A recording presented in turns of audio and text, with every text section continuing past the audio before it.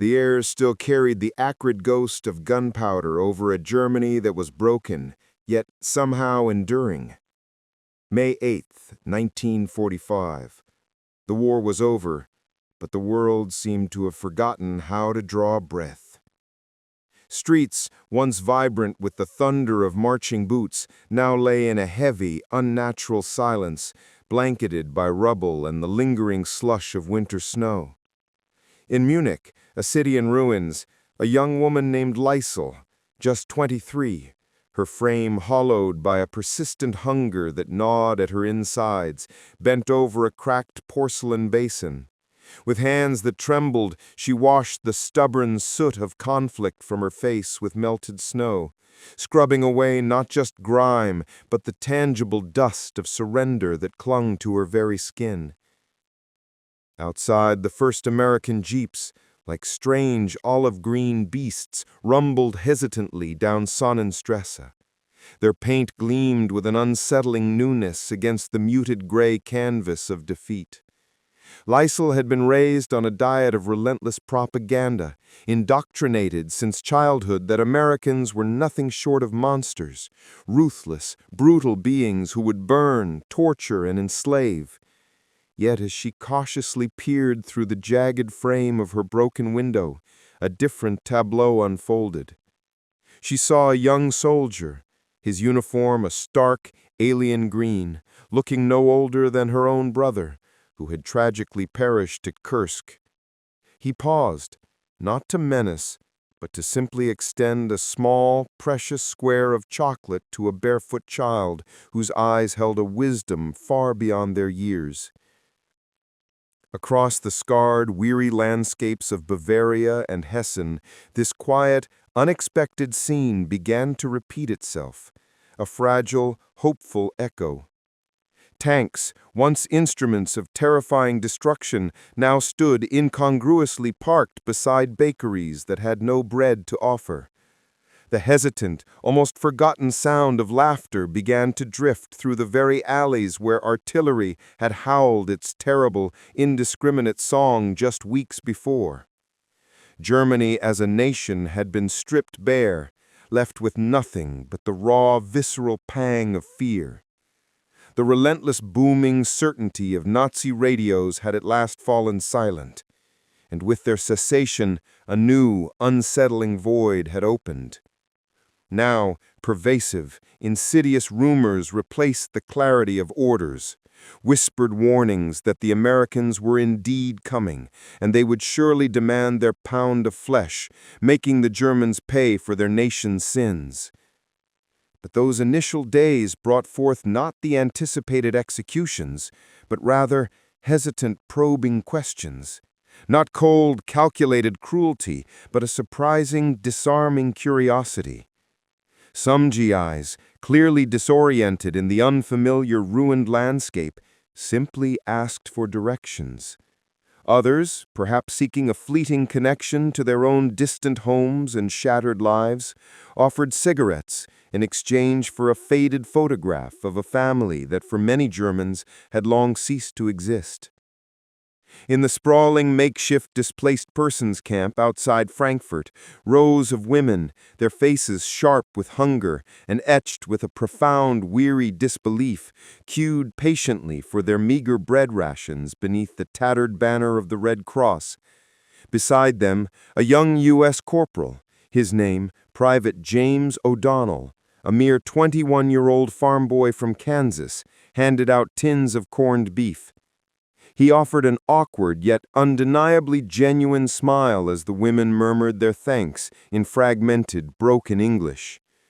James, who before the war had never laid eyes on a building taller than his family's modest barn until he witnessed the bombed-out grandeur of Berlin, looked into the defeated faces before him. He saw not enemies, but rather haunting echoes of his own sisters, waiting patiently back home. Liesel was among those who stepped forward that day, clutching her ration ticket as if it were a fragile confession, her guilt a palpable weight. She deliberately avoided his eyes, yet when he spoke, his voice soft, slow and utterly devoid of command, something deep within her, something long dormant, began to steady. A strange, almost holy quiet permeated the spring air that year. It was the profound, aching silence of people who had somehow survived everything the world could throw at them, clinging fiercely to every last shred of hope, except perhaps the treacherous, illusory hope that had led them to war. In small, shell-shocked towns, German women emerged cautiously from the damp, earthy confines of their cellars, clad in patched, worn dresses, their faces drawn thin as aged parchment. They stared, wide-eyed, at these peculiar, self-assured soldiers who carried bars of soap, a symbol of domesticity, in one hand, and grim, utilitarian rifles in the other. The Americans, in their carefree, often boisterous manner, joked amongst themselves, played melancholic, soulful tunes on harmonicas, and offered sticks of sweet foreign gum to wide-eyed children. These seemingly innocuous acts of everyday normalcy seemed almost indecent, a stark, jarring affront against the omnipresent backdrop of ruin and desolation. Every gesture they made was, in its own way, a profound contradiction. How, Liesel wondered, could men who had overseen the flattening of entire cities, who had commanded the very instruments of destruction, still smile with such uncomplicated, innocent ease? For agonizing months, an invisible yet palpable line of wary observation stretched between them. The Americans, bound by strict military protocols, were under explicit orders not to fraternize with the defeated populace. The Germans, in turn, were under equally rigid orders to simply obey, to submit. But orders, whether carved in stone or whispered in fear, possess a peculiar, fragile mortality. They have a way of fading into irrelevance when the primal, insistent calls of hunger and the deep, pervasive ache of loneliness begin to speak with a far greater, undeniable urgency. One rain-swept evening, as torrents of water poured relentlessly through the gaping, shattered windows of a Dresden apartment, an American soldier knocked hesitantly at Liesel's door.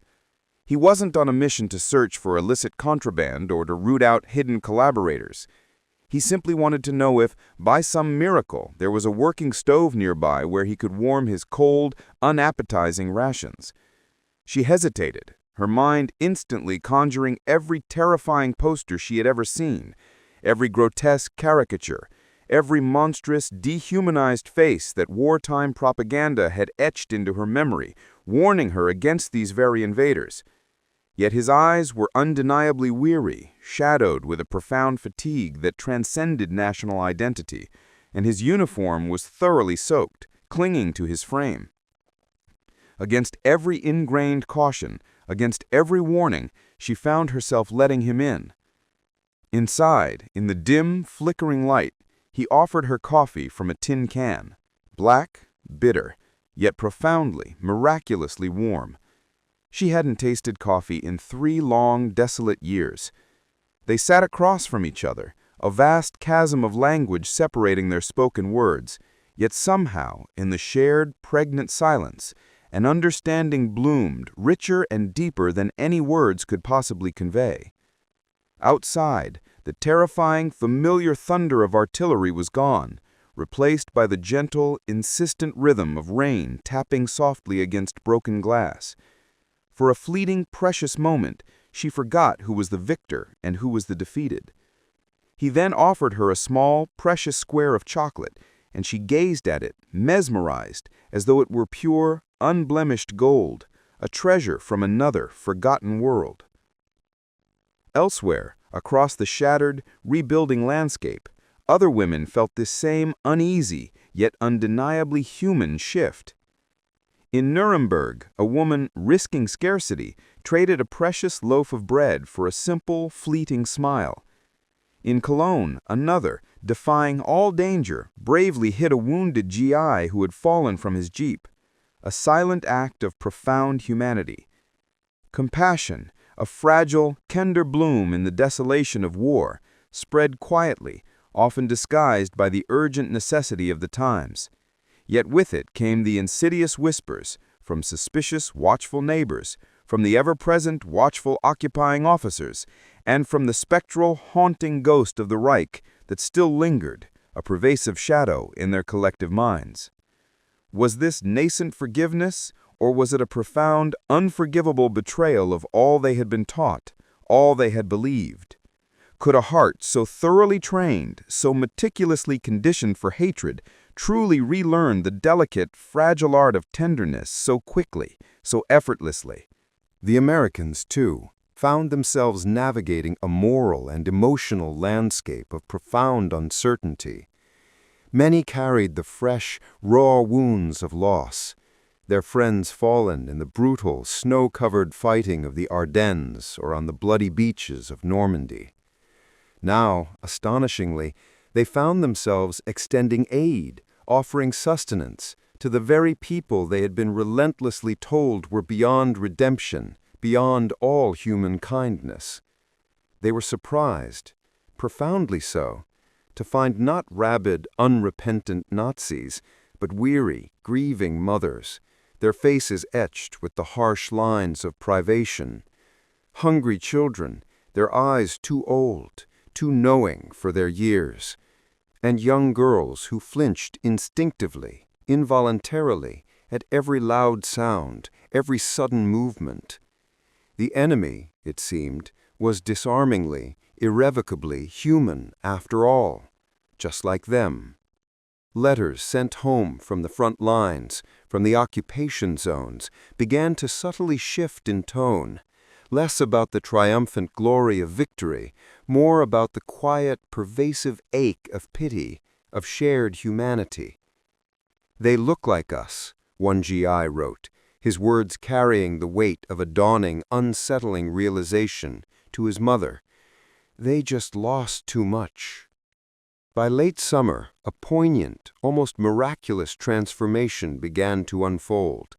The rubble, once a stark symbol of utter desolation, began to bloom with unexpected, resilient bursts of wildflowers, tenacious and vibrant. Civilians, with a quiet, indomitable resilience, started to rebuild makeshift markets amongst the ruins, trading what little they had. And fractured fragments of laughter, tentative at first, like fragile birdsong after a storm, began to return, echoing through the broken streets. The Americans, still officially bound by strict orders not to socialize with the local populace, found countless, often ingenious reasons to linger near the towns, to connect, however fleetingly. They helped repair damaged roofs, handed out precious canned peaches, and patiently, tirelessly, taught German children how to throw a baseball, a simple game of connection. Liesel found herself working diligently at a small, bustling field kitchen, stirring vast, steaming kettles of watery soup for both the German civilians and the Allied soldiers who patrolled the nearby areas. James, a constant, comforting presence, became a frequent visitor, often trading his army bread, coarse and plain, for her stories, tales he couldn't fully comprehend in words, but desperately wanted to hear through the nuances of her voice, the subtle shifts in her expression, the silent language of her eyes. Their spoken words remained clumsy, halting, a patchwork of two foreign tongues, but their eyes, in the profound, silent language of shared humanity, swiftly learned each other's grammar, each other's unspoken meanings. One afternoon, through a mosaic of gestures, a silent tapestry woven from shared glances, Liesel asked him why he wasn't angry, why he didn't harbor a burning hatred for what her country had done, for the devastation it had wrought. He simply shrugged, a gesture of profound weariness, then said slowly, deliberately, "War's over." Though she didn't grasp the exact English words, the profound calm in his tone, the weary resignation in his eyes, resonated deeply within her. It was the very first time she allowed herself to believe, truly believe, that peace might signify something far greater, far more hopeful, than mere crushing surrender. As autumn's crisp, cool chill settled over the land, the first faint whispers of rumors, like dry leaves skittering across the broken ground, began to circulate. Stories of American soldiers marrying German women. It seemed utterly impossible, almost a sacrilege, to marry the very enemy, to intertwine lives that had been so violently opposed. Yet somewhere, in the rolling, verdant hills of Bavaria, a brave, determined GI bravely penned a heartfelt letter requesting official military permission to wed a girl from Frankfurt. And somewhere else, in a small, forgotten town, a young German woman received a precious photograph of a man in uniform, his face earnest, with 3 simple, profoundly meaningful words scrawled on the back: "Not enemy, friend." Liesel continued to carry her worn ration card and her lingering, persistent doubts through another cold, uncertain morning, perpetually unsure of the strange new world that was slowly, painstakingly being born around her. The ruins, stark reminders of a brutal past, still occasionally smoked, but from them now drifted the faint, comforting, almost miraculous smell of baking bread. Across the sprawling makeshift camp, James lifted his hand in a familiar, almost automatic greeting before climbing into his jeep, ready to face the day. She returned the gesture, a shy, uncertain motion that somehow felt heavier, more deeply significant than any formal military salute. The year was 1945. And Germany, as a nation, had indeed fallen, broken and defeated. Yet amidst its ashes, something utterly unexplainable, something profoundly human, was slowly, painfully, tentatively standing up again. Not flags, not nations, not ideologies, but simply people. The war had ended with a deafening, terrifying silence. But in that fragile, pregnant silence, 2 enemies had, against all odds, begun to speak, to truly listen. What they didn't yet know, what they were only beginning to learn, was that the nascent vocabulary they were painstakingly acquiring, words like coffee, bread, home, would soon irrevocably alter the very meaning of victory itself, transforming it into something far more tender, far more human. In the profound, transformative weeks that followed, Germany gradually became a landscape of strange, often bewildering contrasts, a place where the stark, unyielding realities of defeat and the tender, fragile shoots of human connection shared the very same war-scarred streets. American jeeps, their engines still smelling faintly of smoke and distant battlefields, rumbled purposefully through the towns, their drivers now casually tossing chocolate bars to children whose faces had almost tragically forgotten the shape of genuine laughter. For women like Liesel, whose very existence had been defined by survival, life had for so long demanded an existence of rigid silence, unquestioning obedience, and stolid, unyielding endurance. But that oppressive silence was slowly, gratefully breaking now, replaced by the persistent mechanical hum of generators, the crackle of American radios broadcasting foreign tunes, and the infectious, syncopated rhythm of swing music, leaking like a rebellious secret through shattered windows. Each morning, she worked diligently at the makeshift field kitchen, stirring vast, steaming kettles of watery soup beside wooden crates emblazoned with stark white stars, while men in khaki uniforms queued patiently for their rations. A curious, poignant blend of hardened, battle-weary soldiers and vulnerable, homesick boys, thousands of miles from their own distant hearths. Private James O'Donnell, a reassuringly constant presence, returned almost every day, his boots perpetually muddy from the churned earth, his grin an easy, open thing, as though he had never even comprehended what hatred was supposed to look like, what it felt like. He frequently brought small, carefully chosen gifts, tokens of unspoken affection, a precious bar of soap one day, a pair of worn but functional gloves another, and once even a meticulously wrapped square of chocolate, a rare luxury.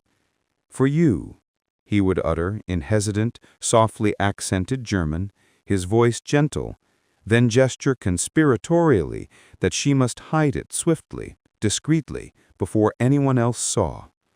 Fraternization, after all, remained strictly, rigidly forbidden by military law. But kindness, unlike ammunition or military orders, possessed the remarkable subversive ability to travel quietly, to slip unseen past watchful eyes, past stern regulations. Each tender gesture, each small offering, was in its own way a quiet, profound crime of compassion. The War Department Circular, number 155, had been unequivocal, its language clear and unforgiving. No American soldier was to associate unnecessarily with the German population.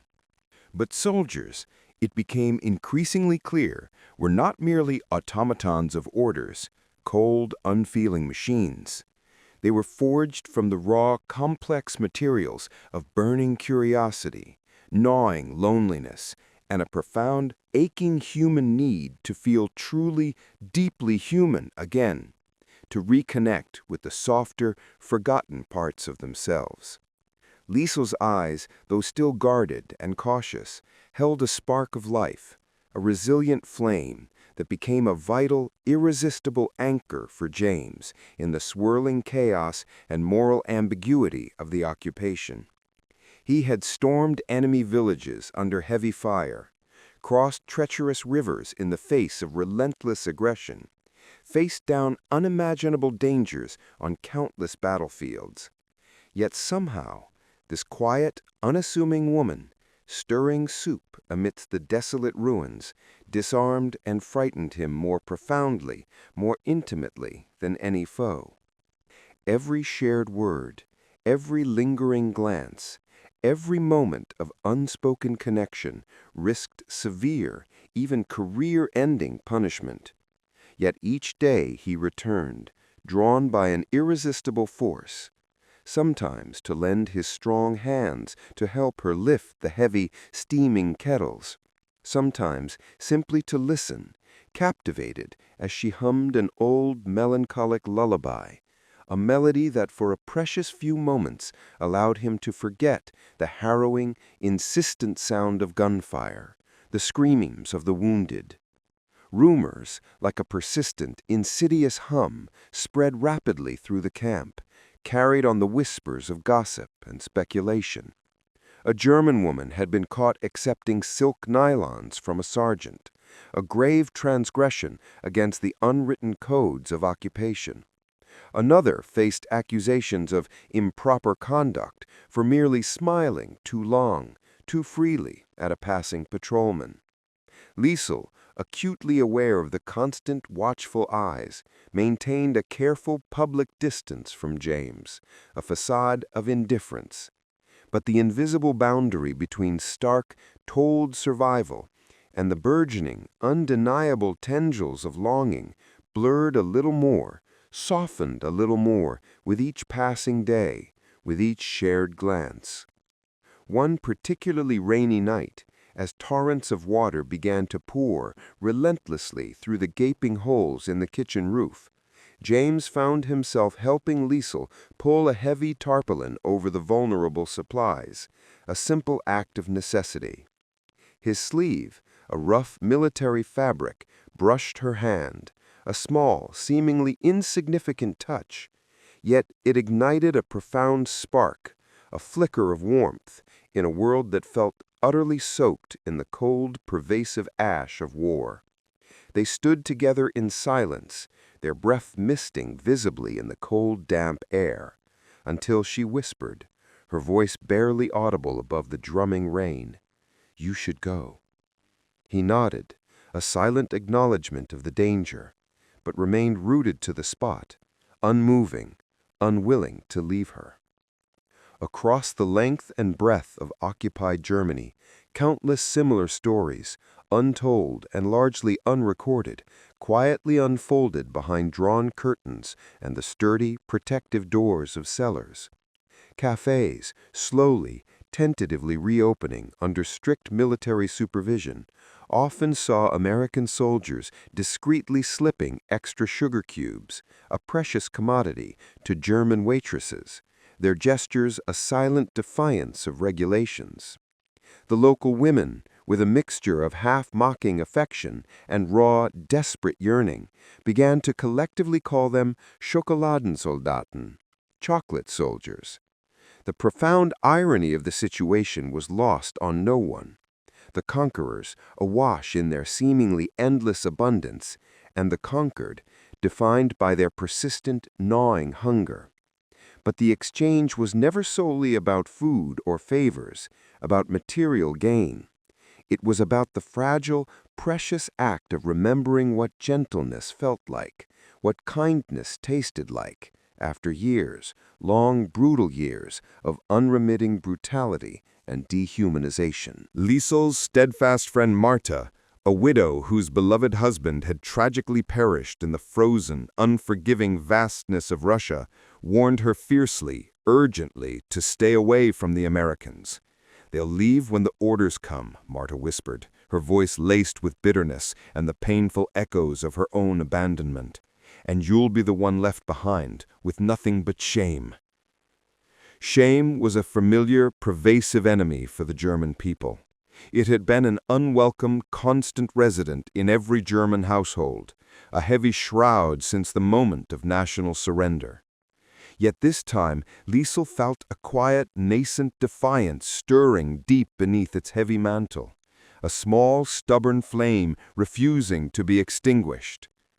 When she next saw James, she conveyed to him, through a poignant tapestry of gestures and halting, carefully chosen fragments of English, that as a young girl, before the war, she had always harbored a secret dream of America, the fabled, shimmering land of vibrant movies, exhilarating jazz, and boundless, intoxicating freedom.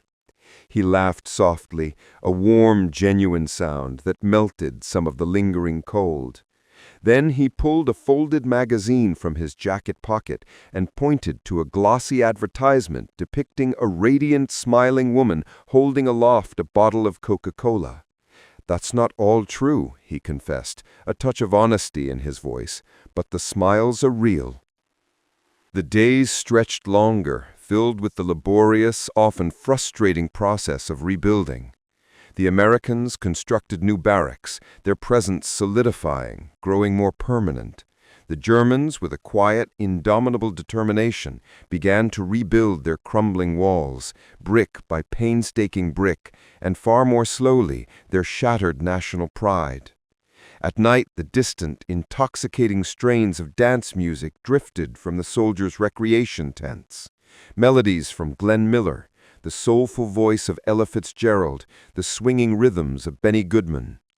These foreign, vibrant rhythms reached through the cold, damp air, and sometimes, in the enveloping darkness, the German women would listen, captivated, swaying almost imperceptibly to a music they didn't intellectually understand, but somehow, profoundly, universally felt in their weary souls. One evening, James appeared near the kitchen, a small, portable radio clutched carefully in his hands.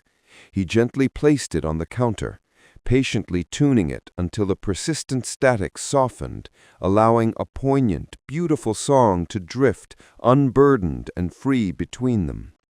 Lisa laughed, a sound James had never heard from her before, bright, clear, and utterly spontaneous. For a precious, fleeting moment, the devastated ruins outside seemed to shimmer with an almost ethereal, impossible beauty. Still, the ever-present shadow of danger hovered, a constant threat.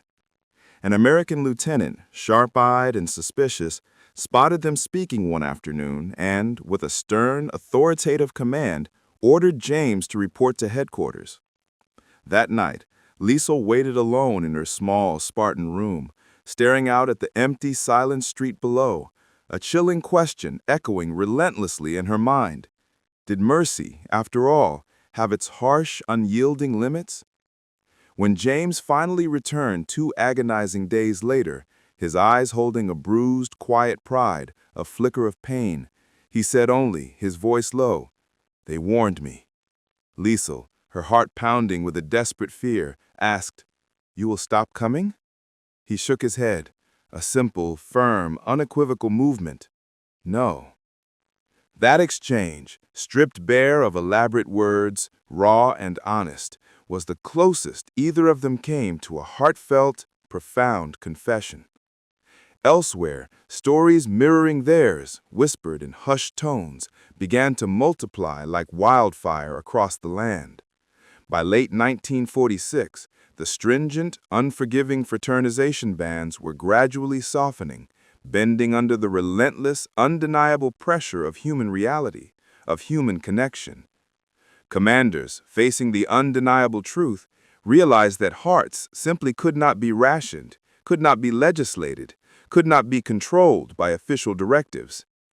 In Wiesbaden, a determined, idealistic soldier married the daughter of a former disgraced officer, an act of radical forgiveness. In Hamburg, a compassionate nurse wed a GI she had once treated for severe frostbite, tending to his physical wounds and, unknowingly, to his heart. Newspapers back home in America printed these unfolding human dramas under sensational headlines, often with a curious mix of fascination and palpable unease. Americans taking German brides. Letters poured into editorial offices, some brimming with outrage and condemnation, others profoundly moved by the unfolding tapestry of human connection. One veteran, his words carrying the heavy weight of experience and conviction, wrote, "I fought the war so people could choose whom to love, not who to hate." Liesel and James, navigating the treacherous, often clandestine waters of their forbidden affection, found small, ingenious ways to keep their fragile secret alive, to nurture its delicate flame. He painstakingly taught her new English words, coffee, home, tomorrow, words that represented a future, a hope. She in turn taught him German, Freiheit, freedom, Frieden, peace, tracing the letters, a silent promise, in the fine dust that perpetually coated the counter. When he offered her a precious pair of army-issue nylons, a luxury almost unimaginable in their current circumstances, she hesitated, Martha's dire, cautionary warnings echoing in her mind. But the gift, she realized, in a flash of profound insight, wasn't about fleeting vanity, about superficial beauty. It was about restoring a precious, almost forgotten shred of dignity. In a world where everything had been brutally taken, stolen, the sensation of something soft and new against her skin felt like a profound permission to be fully human once more, to reclaim a piece of herself. One evening, as the last stubborn vestiges of snow finally began their slow, inevitable melt, James delivered shattering, poignant news. He would be soon transferred to Bremen, a distant port city. The words fell between them like fragile shards of broken glass, sharp and painful. Liesel nodded, feigning an indifference she was far from feeling, but a searing bitter burn ignited in her throat, a choked sob. "Maybe I'll write," he said, fumbling awkwardly for his small, worn notebook, a desperate plea in his voice. She managed a faint, melancholic smile, a ghost of her former self. If letters can cross oceans, maybe hearts can too. Neither of them, in their logical minds, truly believed in such improbable, romantic things, yet both, with a desperate, unspoken yearning, wanted to. The night before his departure, he came to the kitchen one last time. The fires that usually warmed the room had long since died, leaving behind only the lingering scent of rain and cold ash. He handed her a paper-wrapped parcel, carefully tied. Inside, nestled gently, was a precious photograph of him standing in front of a modest Kansas farmhouse, snow piled high around his knees, his loyal dog faithfully by his side. On the back, in his neat masculine script, he had penned the simple, profound message, "For when you forget that kindness exists." She gazed at it for a long, poignant moment, tracing the contours of his smiling face, then reached into her apron pocket, her fingers brushing against a hidden treasure. She offered him a single, carefully pressed flower, its petals dry and delicate, the only tangible thing she had managed to keep, a fragile relic, since before the war's devastating arrival. Their fingers touched, a fleeting, tender contact as he gently took it, and in that silent, loaded moment, neither of them spoke a single superfluous word. At dawn, his convoy, a line of anonymous camouflaged vehicles, rumbled out of the camp, disappearing into the lingering morning mist. Liesel stood by the window, the precious photograph clutched tightly to her chest, watching as the trucks, carrying away a piece of her heart, vanished into the swirling fog. Around her, Germany, ever resilient, stirred awake once more, its people carrying their daily burdens, buckets of water, precious loaves of bread, and the heavy, unshakable weight of memory. The war was officially over, its last echoes fading, yet its profound, pervasive aftershocks continued to tremble, subtly, relentlessly, through every fragile human connection, every new interaction. Somewhere, on the long winding road ahead, James, almost instinctively looked back once, though there was nothing left for him to see but the receding, mist-shrouded landscape, a past already blurring behind him. That very spring, the first faint whispers of war brides began to circulate through the fractured communities, whispers of brave, determined women boarding ships bound for unknown shores, of vows exchanged under the unfamiliar banners of foreign flags, a rebellion against fate. For Liesel, these were merely stories, distant dreams, a future too impossibly fragile, too profoundly daring to even dare to name or articulate. Yet deep within her soul a quiet certainty grew, an unshakable knowing that love, once irrevocably awakened, once given permission to exist, possessed a fierce, independent will of its own, an unstoppable momentum. The Americans had arrived as conquerors, bringing with them the brute, undeniable force of victory, of superior might. Now, without consciously intending to, without even fully realizing the profound shift they initiated, they had inadvertently begun something far more profound, far more perilous, and infinitely more hopeful. The slow, painstaking, delicate rebuilding of shattered hearts. By 1946, a full, tumultuous year had passed since the cessation of hostilities. Yet the world, in its vast complexity, was still grappling with the elusive, often contradictory meaning of peace. The ruins of Germany no longer smoked, no longer burned, but they still whispered their desolate, haunting tales. In that fragile, pregnant quiet, letters, a tangible conduits of nascent hope, began their arduous journey across the vast expanse of the Atlantic. Brown envelopes, adorned with unfamiliar foreign stamps, arrived bearing words that carried the faint, comforting scent of coffee, a memory of shared warmth, and the intoxicating perfume of dawning hope. Some were penned by American soldiers who simply could not forget the faces of the women they had encountered amidst the rubble, whose eyes had held a mirroring vulnerability. Others were written by German women who, against all rational expectation, against all the trauma of their past, dared to believe that the unexpected kindness they had received, the fragile connection they had forged, had been genuinely real, a truth to hold on to. Liesel composed her letters with meticulous care, each chosen word a deliberate risk, a step into an unknown future, a profound act of vulnerability. "The air is cold here again," she began, her script a testament to her steadfast, enduring spirit. Weeks later, the postman, a harbinger of the impossible, delivered a reply into her trembling hands. For a miraculous, breathtaking moment, she felt the unimaginable, The vast, terrible, soul-crushing distance of the war, shrinking, dissolving, transforming into something intimately, profoundly human, a bridge built of paper and ink. James's letter was disarmingly simple, direct, devoid of pretense.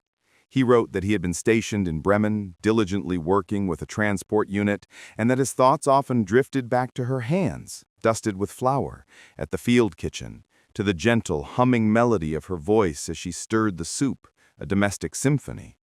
"If there's a God in all this," he had penned, his words carrying an earnest, heartfelt weight, "he must have meant for us to meet." It was the kind of sentiment that in peacetime, in a world untouched by such vast sorrows, might have been dismissed or even mocked as overly sentimental, naive. But after 6 long, harrowing years of unadulterated horror, such heartfelt sincerity, such raw, honest emotion, had become its own quiet, powerful, and profoundly rebellious act.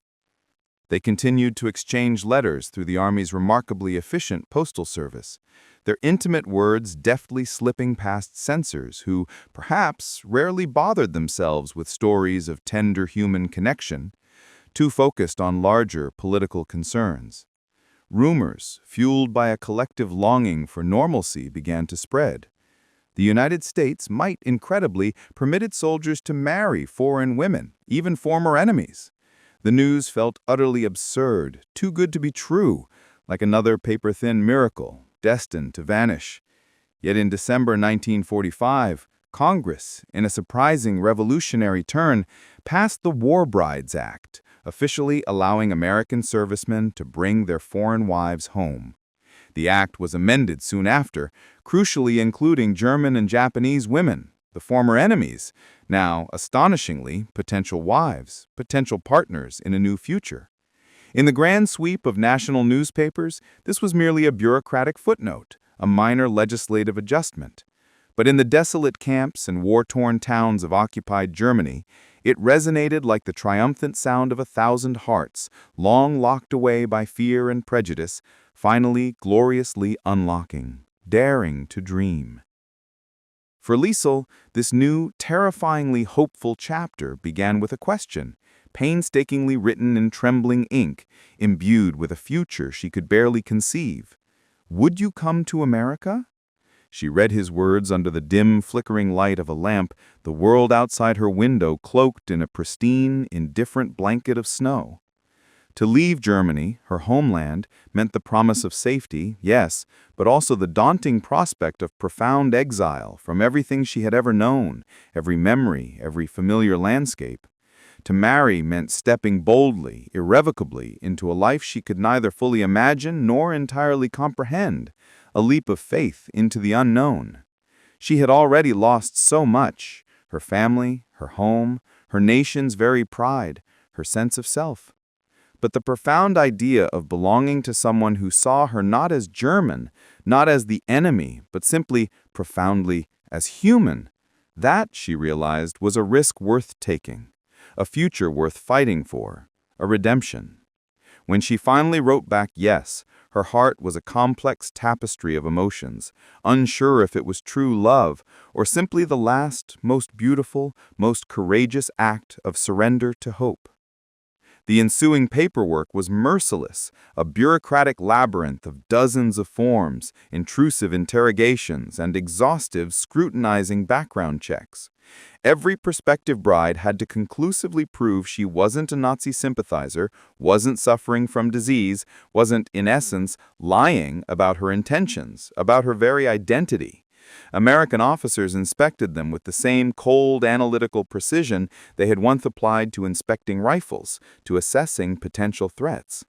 Yet beneath this glacial facade of bureaucracy, the resilient, undeniable human story stubbornly refused to disappear, to be silenced. James, undeterred by the daunting obstacles, filed request after painstaking request, even when his superiors openly scoffed at his perceived foolishness. "You want to marry a German?" one captain snorted incredulously, his voice laced with contempt. "Are you sure you remember the last 4 years, son? Remember what they did?" But James did remember. Every bombed-out farmhouse, every starving child, every shattered life, every moment of suffering. And that, he understood with absolute, profound clarity, was precisely why he so desperately wanted something new, something merciful, something healing to begin. By the spring of 1947, the first ships, laden with a cargo of hope, apprehension, and fragile dreams, began their arduous journey across the vast expanse of the Atlantic, carrying German war brides to America. They were officially dubbed Operation War Bride, a starkly military designation, though many of the women wryly joked that it sounded more like a clandestine mission than a romantic wedding, a cynical nod to their past. Liesel boarded one such vessel in Bremerhaven, clutching a single, worn suitcase, her worldly possessions, and James's precious photograph, a tangible link to her future. Around her, hundreds of women whispered fervent prayers or wept softly, their hushed voices mingling with the vast, rhythmic sigh of the restless ocean. Some cradled tiny babies, products of unlikely unions, fathered by soldiers already waiting anxiously on the other side. Others carried nothing but an unshakable faith in the men who had once occupied their devastated towns, men who had become their unlikely saviors. When the massive ship finally pulled away from the port, they watched, with a shared, poignant silence that transcended language, as the German coastline slowly faded into the misty distance, a land of ghosts, a past that was physically disappearing beneath the undulating gray of the North Sea. Days at sea blurred into a timeless haze, a liminal space between two worlds. The women, diverse in background yet united in their journey, shared fragmented stories in broken English, punctuated by bursts of laughter that often felt too loud, too raw, too close to tears for a ship carrying so many unspoken secrets, so many buried hopes. Liesel befriended a young woman named Hilda, who had married a mechanic from Ohio. Hilda, her eyes wide with a childlike wonder, spoke of rumors she'd heard, that in America, even poor people owned gleaming refrigerators, and that fresh milk arrived in sparkling glass bottles delivered right to your door. "They say there's no rubble there," she whispered to Liesel one night, a profound, almost dizzying disbelief coloring her voice. "Can you imagine?" Liesel, whose life had been defined by scarcity and ruin, couldn't. Instead, her dreams were filled with visions of Kansas, endless, golden wheat fields stretching to the horizon, and quiet mornings blissfully free of the terrifying shriek of air raid sirens, a true, profound silence. As the ship neared the vibrant, bustling expanse of New York Harbor, the very air seemed to shift, to change its fundamental nature, clean, electric, shimmering with an almost palpable promise of a new beginning. The women crowded the deck, their hearts pounding with a mix of anticipation and trepidation, as the majestic Statue of Liberty slowly, grandly came into view, her torch gleaming like a beacon of hope through the morning fog. For many, it was their very first sight of America, a land of legend. For some, it was their very first undeniable sight of true freedom, a concept they had only dared to whisper in their deepest dreams. Liesel gripped the railing, her knuckles white, silent tears streaming down her face. She had braced herself for shame, for fear, for judgment, for condemnation. Instead, she was overwhelmed by a profound, almost dizzying sense of disbelief, a grace she felt undeserving of. On the docks below, soldiers waited, a sea of uniforms, their stances rigid, yet their eyes scanning with desperate hope. They were resplendent in their pressed uniforms, clutching fragrant bouquets of flowers, symbols of peace and new beginnings, instead of the rifles they had so recently wielded. Some were visibly nervous, their faces etched with anxious anticipation, others grinning like exuberant schoolboys on holiday. James stood among them, his gaze sweeping anxiously, meticulously,